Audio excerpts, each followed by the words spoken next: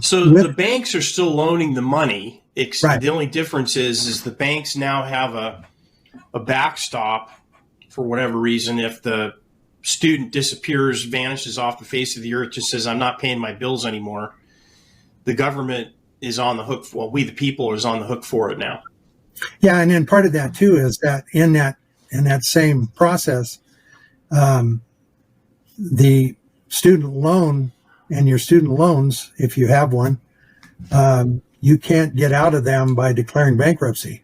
Mm-hmm. They're protected from bankruptcy, so that even if you declare bankruptcy, you still have student loans, and you still have to. So that way, people couldn't get out of their student loans by just declaring bankruptcy.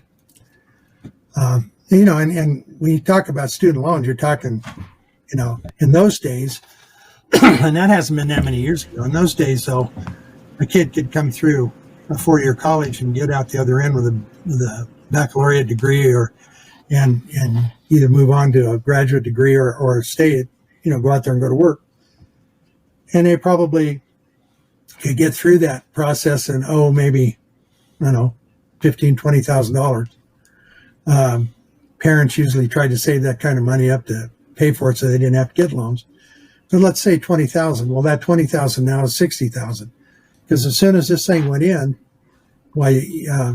two things happened. The college just said, well, hell, we're not restricted now. We can just keep jacking the tuition and fees up, because nobody's going to stop us. The government's going to give them the money. It doesn't matter.